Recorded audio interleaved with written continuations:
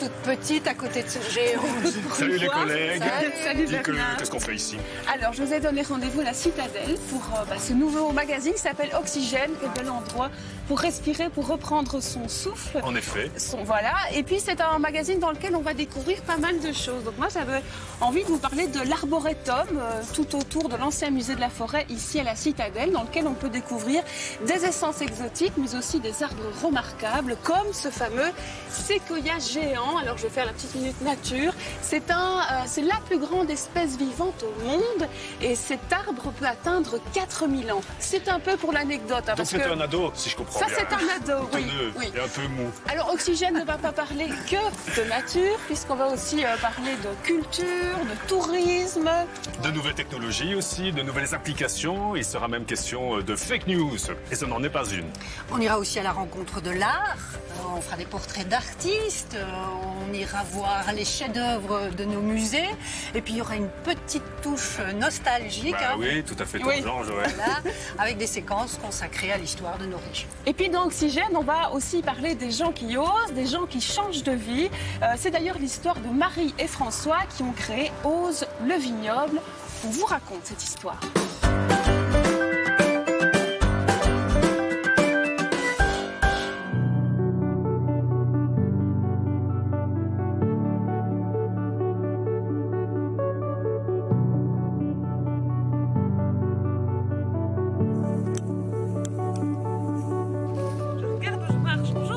Bonjour Daphné, bienvenue. Bonsoir, merci. Quel beau domaine. Merci. Ose le vignoble, c'est une belle aventure, une belle histoire, et j'aimerais que tu me la résumes. C'est pas facile. Ouais, on va essayer. On va essayer. Ça a commencé en 2012 où on a planté 200 pieds de vignes avec mes cousins. Les 200 pieds sont ici derrière pour nous amuser. Et puis les circonstances de la vie ont fait que, bon, à l'époque je travaillais dans une grosse multinationale. Et le temps avançant, les valeurs que la multinationale et moi-même avions étaient un peu divergentes. Voilà. Et donc, un moment de notre vie, il a été important de prendre des décisions pour, je vais dire, nous retrouver avec Marie et de faire en sorte de créer un projet commun. Et donc, nous est venue l'idée, qui était déjà un peu en gestation dans mon esprit, d'étendre le vignoble. Donc maintenant, le vignoble est composé d'environ 1550 pieds. C'est un petit vignoble, mais avec une diversité de cépages relativement importante, ce qui pour nous est aussi un champ d'expérimentation qui nous plaît. Alors le vignoble, c'est une chose, et on va y revenir, mais ce qui est intéressant aussi dans votre histoire, c'est cette évolution commune vers plus de temps, vers plus de cohérence dans votre vie. On peut peut-être parler un peu de l'activité de Marie, ta compagne, et puis de comment vous vous êtes finalement motivés l'un et l'autre pour développer vos projets. En fait, Marie a développé deux activités. Une axée sur la révélation de talents, donc permettre aux gens de comprendre leur moteur et de comprendre ce qui les animait en réalité. Et j'ai peut-être été un peu son cobaye au début. Et donc, on a appliqué aussi ces choses à notre vie, à nous. Et notre envie était profonde de pouvoir récupérer du temps et de faire des choses qui étaient alignées avec nos personnalités et nos envies respectives. Donc, j'ai lancé en fait le projet de créer une formation qui va se passer en 3 modules. Donc, c'est assez simple en fait. C'est la création du vignoble, l'entretien du vignoble et la vinification. Donc 3 modules qui seront proposés pour... Toujours dans l'esprit de partage de connaissances, mais aussi de permettre aux gens de travailler la terre, de créer, d'être plus en phase avec la nature. J'imagine que c'est aussi tout cela qui t'anime.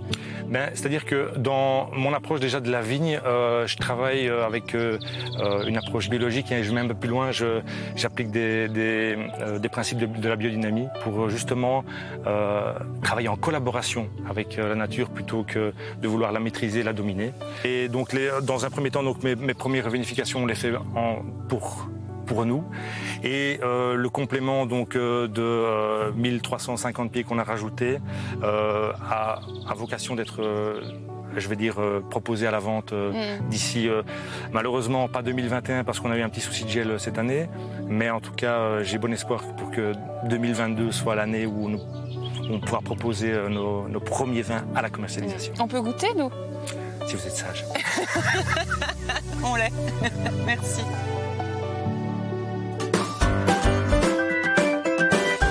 Dis donc, ça donne envie de se lancer dans la viticulture. Ça donne envie. Et pour plus d'informations, justement, Joël, je vous invite à consulter la page Facebook de Ose le Vignoble, Ose, O-Z-E. Et puis pour Marie, qui est révélatrice d'intérieur et de talent, sa page Facebook, c'est Up and Up by Marie Winant. Et maintenant, on va passer à la séquence courant d'art. Et on part au tréma, je pense, Joël. Oui. Bernard, ça n'intéresse pas. Tu sors. Tu sors. Et on va parler, Joël, parce que tu es une petite coquine d'un couple à 3. Oui, en quelque sorte, mais on va se calmer. On parle de religion quand même. Alors, c'est l'histoire d'un trio au XIIIe siècle. C'est l'histoire du trésor d'Hugo d'Oigny. Donc, le trio, c'est Hugo, l'artiste. Il y a Marie aussi, qui est une religieuse, une mystique, et qui va attirer dans son prieuré Jacques de Vitry. Lui, c'est un théologien brillant de Paris qui va amener ses richesses au prieuré. Il va faire des tas de croisades dont il va ramener des trésors. Et ces trésors vont être utilisés par le frère Hugo pour faire son fameux trésor d'œuvres d'orfèvrerie. On va tout de suite découvrir une de ses œuvres dans le reportage qui suit.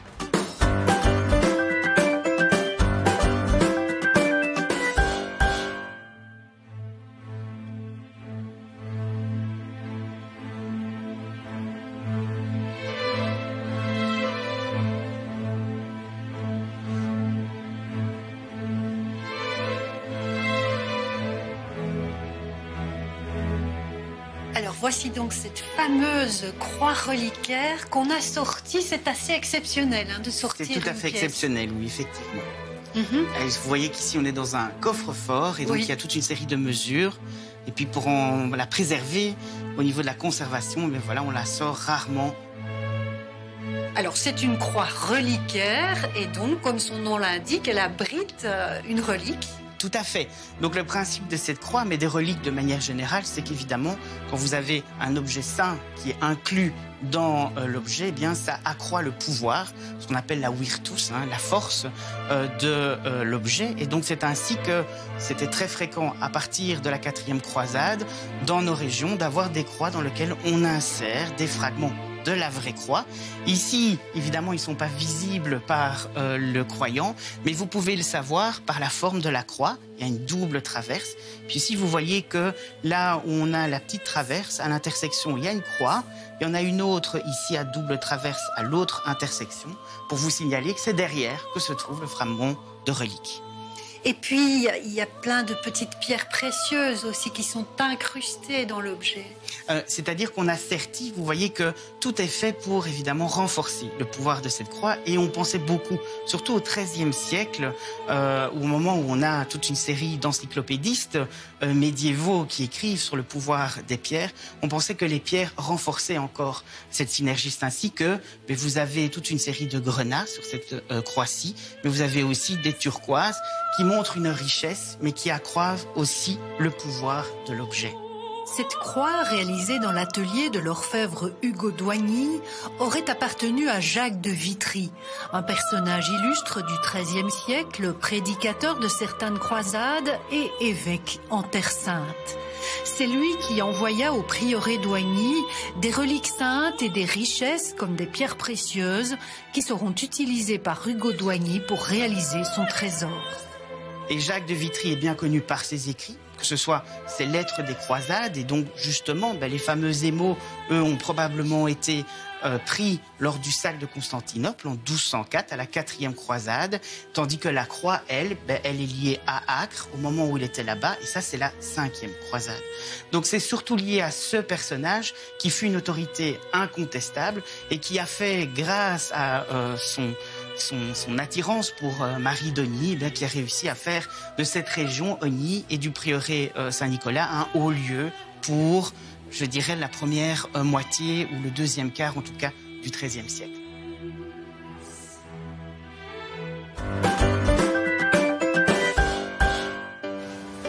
Bon, les collègues, j'ai trouvé ça.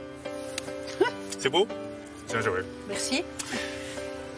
Qu'est-ce qui fait bon? Non? Qu'est-ce que ça fait du bien? Je ne suis plus sorti depuis des mois, moi, je sais pas vous, mais voilà, ça fait du bien de prendre un bon bol d'air, Un bon bol d'air, Daphné, vous voyez où je veux en venir? Oui, ta transition n'est pas très fine.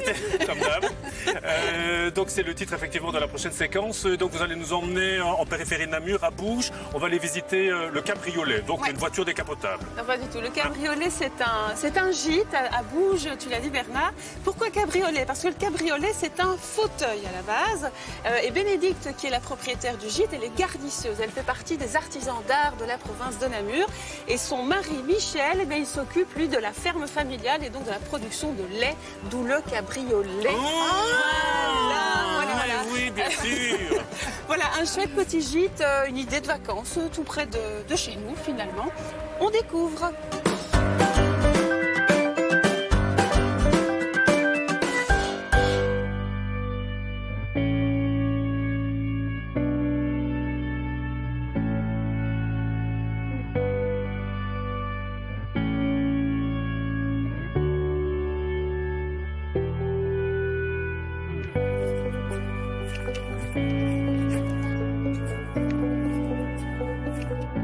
Bonjour Bénédicte.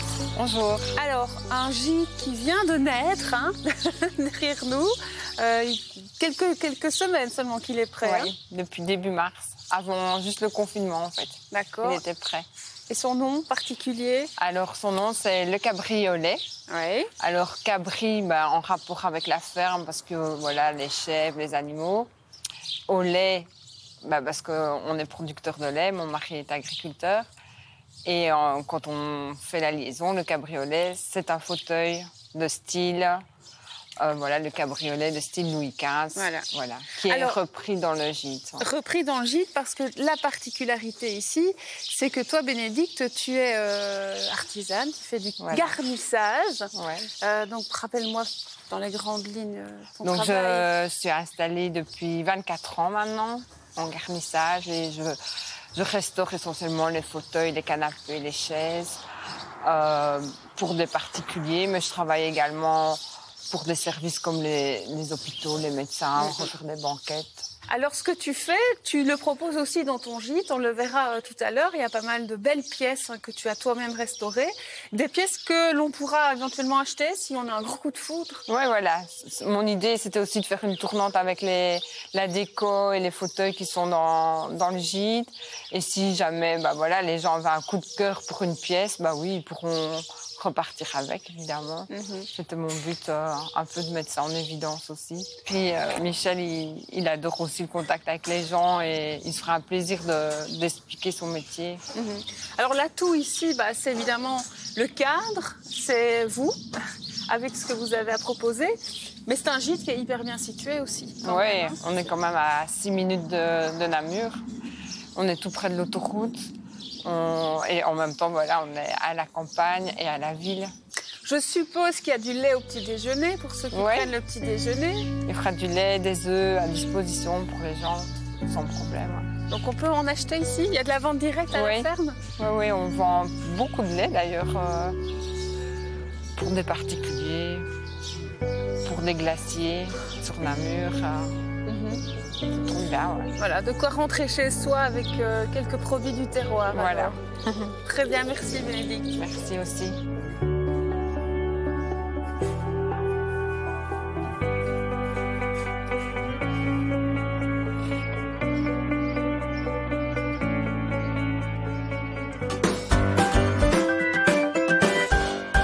Dis-moi Bernard, avec toi, on va changer de lieu et quasi de siècle. Hein. À fond, bien joué. Je t'emmène au TRAC. Alors, le TRAC, c'est un bâtiment à Namur. On y rencontre des tas de gens, des chefs d'entreprise, des porteurs de projets, des citoyens. Alors, que font ces gens? Eh bien, ils créent, figure-toi. Ils inventent des tas d'objets, des concepts, tout ça pour nous faciliter la vie.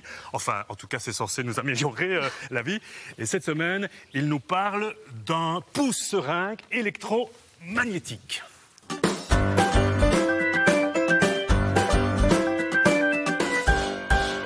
Bonjour, je suis Jean-Yves Rousseau, je suis le gestionnaire du Fab Lab situé au TRAC. Alors je travaille actuellement sur ça, le pouce-seringue. On est tombé sur une problématique, le manque de pouce-seringue dans les hôpitaux. Alors on s'est renseigné par patient, il faut presque 6 à 8 pouces-seringues. Et on s'est vite rendu compte que c'était un problème qui pouvait se poser. Et donc on s'est dit que ce serait bien avec un petit groupe de travail de développer toute une partie de recherche, donc mécanique, tout ce qui est la partie électronique, la partie validation. Et donc on a créé cela. Ici on a le premier prototype, c'est celui sur lequel tout a commencé. De celui-là on est parti sur un autre, avec à chaque fois des allers-retours entre les partenaires, le monde médical, des ingénieurs. On a un petit panneau de contrôle qui a évolué. L'intérêt du pouce-seringue, c'est de notre pouce-seringue, en fait, c'était vraiment de créer un appareil qui était facilement réalisable, partout dans le monde, avec des matériaux standards, un prix relativement bas. Tout est en partie presque disponible en open source sur Internet.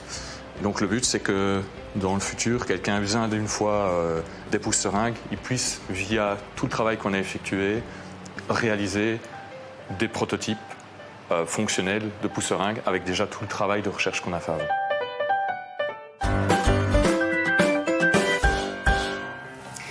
Voilà, maintenant qu'on sait tout, mais alors tout, hein, Daphné, sur le pouce-seringue, toi tu vas nous lire une histoire. Alors je ne vais pas lire parce que sinon je vais vous endormir tous là, non. Par contre, on va vous présenter les coups de cœur de 2 librairies namuroises, c'est la librairie Papyrus et la librairie Point Virgule. Et on commence d'ailleurs avec le premier coup de cœur. Parce qu'il nous fait sa majorette là. Il adore faire ça. La librairie Point Virgule, donc, qui va nous parler d'une BD qui s'appelle Tulipe de Sophie Guérive. On découvre.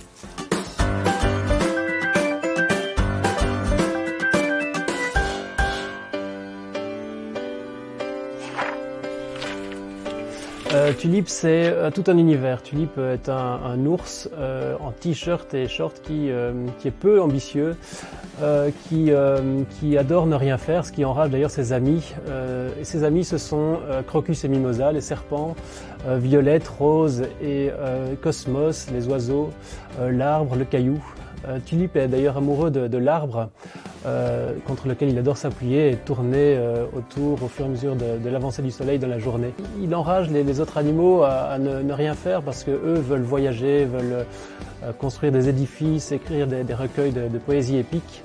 Et tous ces animaux se posent beaucoup de questions sur l'amour, sur la mort et ça met en perspective en fait toutes les grandes questions, qui sommes-nous, d'où venons-nous, où allons-nous, et tout ça de façon très intelligente et très fine. Et on s'y sent tout de suite bien parce que les couleurs sont douces, ce sont tous des animaux qui ont des noms de fleurs, c'est un peu un monde de l'enfance et c'est ça qui est fort parce que juste après ça, après nous avoir réconfortés avec tout cet univers, ça nous fait nous poser des tas de questions. De façon humoristique.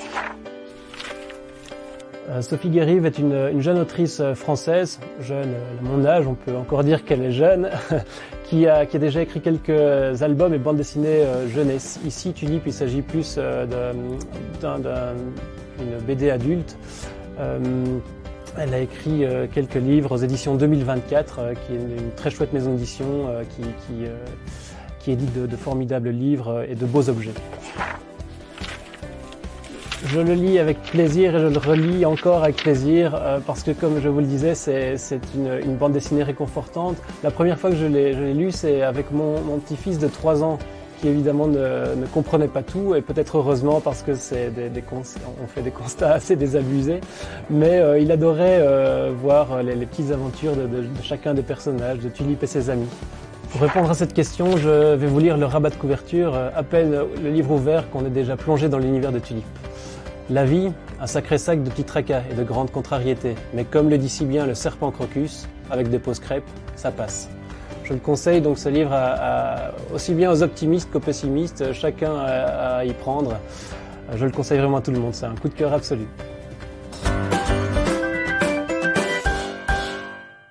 La lecture, un voyage en soi finalement, une bulle d'oxygène. Ça aère l'esprit, c'est clair. Alors, place à la réflexion sur le monde, à l'éducation aux médias. Pourquoi pas à l'analyse aussi, et place aux jeunes, en l'occurrence un jeune à 1 minute environ pour nous présenter une fake news, donc une intox, une fausse information, et aussi pour la démonter. Ça s'appelle Fake en l'air. Et cette semaine, il est question de tous ces Asiatiques champions toutes catégories dans la diffusion du Covid. Un modèle démocratique pour une nouvelle édition américaine de fake news. Bienvenue dans cette époque des post-vérités. Je m'appelle Mathis et je suis convaincu que tous les Asiatiques sont contaminés par le coronavirus. Bien évidemment, c'est une fake news. Mais d'où vient ce problème ?